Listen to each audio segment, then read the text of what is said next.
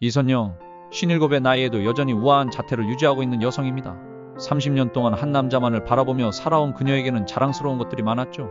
대기업 임원인 남편 박정수, 의사가 된 큰아들, 변호사가 된 작은딸, 누가 봐도 완벽한 가정이었습니다. 그런데 올해 들어 뭔가 이상했어요. 결혼 30년 동안 한 번도 늦지 않던 남편이 자꾸 늦게 들어오기 시작했거든요. 회사 일이 많아져서라고 하지만 선영이는 느꼈습니다. 여자의 직감이라고 할까요? 남편의 셔츠에서 나는 낯선 향수 냄새에 핸드폰을 뒤집어 놓고 자는 모습, 그리고 무엇보다 자신을 바라보는 그 시선이 달라졌어요. 어느 날 밤 남편이 샤워를 하는 사이 핸드폰이 울렸습니다. 화면에 떠오른 이름은 김 과장. 하지만 메시지 내용은 과장급 직원이 보낼 만한 게 아니었어요. 오빠, 오늘도 늦어서 미안해요. 내일은 꼭 일찍 만나요. 선영이의 손이 떨렸습니다. 30년 결혼 생활이 한순간에 무너지는 소리가 들렸어요. 그 순간부터 선영이는 달라졌습니다. 울고불고 난리를 치는 대신 오히려 더 차분해졌어요. 평생을 현명하게 살아온 여자의 지혜가 발동한 거죠. 먼저 사설 탐정을 고용했습니다. 그리고 조용히 증거를 모으기 시작했어요. 남편의 신용카드 사용 내역, 호텔 영수증, 그 여자와의 문자 메시지까지 하나하나 빠뜨리지 않고 정리해 나갔습니다. 김 과장이라고 불리는 그 여자는 남편 회사의 신입사원이었어요. 29살에 땐 얼굴에 아직 결혼도 하지 않은 처녀였습니다. 선영이보다 28살이나 어린 그 여자를 보며 선영이는 분노보다는 허탈함을 느꼈어요. 도대체 내가 30년 동안 뭘 한 거지? 하지만 이내 마음을 다잡았습니다. 아직 게임은 끝나지 않았으니까요.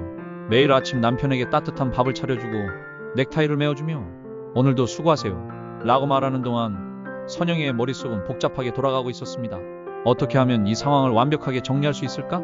그냥 참고 살 수도 있겠지만 그럼 평생 바보처럼 살아야 하잖아요. 그건 선영이가 원하는 삶이 아니었습니다. 탐정으로부터 결정적인 증거 사진들이 도착했을 때 선영이는 이상하게도 마음이 편해졌어요. 이제 확실해졌으니까요. 남편과 그 여자가 호텔에서 나오는 모습, 손을 잡고 걷는 모습, 심지어 키스하는 모습까지 모든 게 명확했습니다. 이제 선영이에게는 선택의 여지가 없었어요. 반격을 시작해야 할 시간이었습니다. 놀랍게도 남편이 먼저 이혼을 꺼냈어요. 그것도 아주 당당하게 말이죠. 선영아, 우리 이제 그만 정리하자. 아이들도 다 컸고 서로 다른 길을 가는 게 좋을 것 같아. 마치 자신이 피해자인 양 행동하는 남편을 보며 선영이는 어이가 없었습니다. 하지만 겉으로는 태연하게 대답했어요. 그래요? 갑자기 웬 이혼 얘기예요? 남편은 더욱 뻔뻔했습니다. 우리 결혼 생활이 형식적이었잖아. 이제는 각자의 인생을 살아야 할 때야. 물론 위자료는 적당히 줄 테니까 너무 걱정하지 마. 적당한 위자료라니요. 30년을 함께 산 아내에게 적당한 위자료를 주겠다는 말을 아무렇지도 않게 하는 남편을 보며 선영이는 이 사람이 원래 이런 사람이었나 싶었어요. 하지만 선영이도 만만하지 않았죠. 여보, 이혼하려면 제대로 해야죠. 재산 분할도 공정하게 하고요. 남편은 당황했습니다. 재산 분할? 내가 번 돈인데 무슨 재산 분할이야? 이때 선영이가 조용히 말했어요. 여보, 결혼 생활 30년 동안 제가 집안일만 했던 게 아니에요. 당신 회사 일도 많이 도와드렸고 접대도 함께 했잖아요. 법적으로는 기여분이 인정될 거예요. 남편의 얼굴이 굳어졌어요. 선영이가 이렇게 나올 줄은 몰랐던 거죠. 그런데 선영이의 진짜 카드는 따로 있었습니다.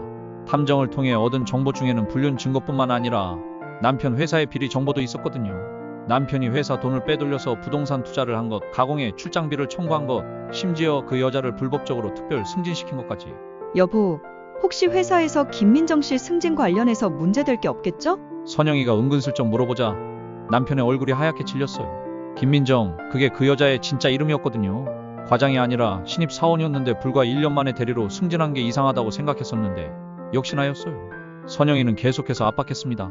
그리고 당신이 최근에 투자하신 그 부동산들 회사 돈으로 한 게 맞죠? 남편은 이제 완전히 당황했어요. 너 뭘 알고 있는 거야? 알아야 할 건 다 알고 있어요. 이제 어떻게 할지는 당신 마음이에요. 그 여자에게도 메시지를 보냈어요. 직접적이지는 않지만 충분히 위협적인 내용이었죠. 안녕하세요, 김민정 씨. 박정수 이사 부인 이선영입니다. 한번 뵙고 싶네요. 단 한 줄이었지만 그 여자는 바로 알아차렸을 거예요. 자신의 정체가 들통났다는 걸 말이죠. 며칠 후 떨리는 목소리로 그 여자가 먼저 연락을 해왔어요. 사모님, 죄송합니다. 라고 사과하더군요. 선영이는 차분하게 말했습니다. 사과는 나중에 하세요. 일단 만나서 얘기해요. 카페에서 만난 그 여자는 예상보다 더 어려 보였어요. 하지만 선영이의 마음은 이미 굳어진 상태였습니다. 김민정과의 만남에서 선영이는 놀라운 사실을 알게 되었어요. 그 여자도 사실은 남편에게 속고 있었던 거였어요. 남편이 곧 이혼할 거라고, 자신과 결혼할 거라고 거짓말을 했던 거죠. 심지어 선영이가 불치병에 걸렸다는 거짓말까지 했다니 정말 어이가 없었습니다. 사모님, 저도 몰랐어요. 이사님이 사모님은 이미 다른 남자가 있다고 하셔서. 김민정은 울먹이며 말했어요. 선영이는 차가운 미소를 지었습니다. 그 사람이 거짓말쟁이라는 걸 이제라도 알았으니 다행이네요. 그리고 선영이는 제안했어요. 우리 손잡고 그 사람 혼내줄까요? 김민정은 처음에는 망설였지만 자신도 이용당했다는 사실에 분노했어요. 특히 남편이 자신의 승진을 빌미로 계속 조종하려 했다는 걸 알았을 때는 더욱 화가 났죠. 사모님, 저도 도와드릴게요. 이사님의 비리 증거들 제가 더 모을 수 있어요. 두 여자는 기묘한 동맹을 맺었습니다. 선영이가 수집한 증거들과 김민정이 회사 내부에서 구한 추가 증거들을 합치니 남편의 비리가 상상보다 심각했어요. 횡령한 돈만 해도 억 단위였고 불법적인 승진과 특혜도 한두 번이 아니었습니다. 드디어 결정적인 날이 왔어요. 선영이는 남편에게 모든 증거를 내밀었습니다. 여보, 이제 정말로 이야기해볼까요? 불륜 사진들, 회사 비리 증거들, 모든 게 테이블 위에 펼쳐지고 남편의 얼굴은 잿빛으로 변했습니다. 선영아, 이게 다 뭐야? 당신이 30년 동안 숨겨온 진짜 모습이에요. 선영이의 목소리는 차가웠어요. 이제 선택하세요. 깔끔하게 이혼하고 재산을 공정하게 나눌 것인지, 아니면 이 모든 걸 세상에 공개할 것인지. 남편은 결국 항복했어요. 재산의 절반 이상을 선영이에게 넘기고 회사에서도 조용히 사표를 내기로 했죠. 김민정도 이미 다른 회사로 이직을 준비하고 있었어요. 더 이상 그 남자와 엮이고 싶지 않다고 하면서 말이에요. 이혼 절차는 생각보다 간단했어요. 남편이 모든 조건을 수락했거든요. 아이들에게는 부모가 서로 다른 길을 가기로 했다고만 말했어요. 이미 성인이 된 아이들은 처음에는 놀랐지만 엄마의 결정을 지지해 주었습니다. 6개월 후 선영이는 강남에 작은 카페를 열었어요. 리스타트 카페라는 이름으로요. 정말 새로운 시작이라는 의미였죠. 50대 후반에 새로 시작하는 인생이지만 선영이는 두렵지 않았어요. 오히려 설렜습니다. 카페 오픈일 김민정도 축하 화환을 보내왔어요. 지금은 좋은 회사에서 새로운 시작을 하고 있다고 했죠.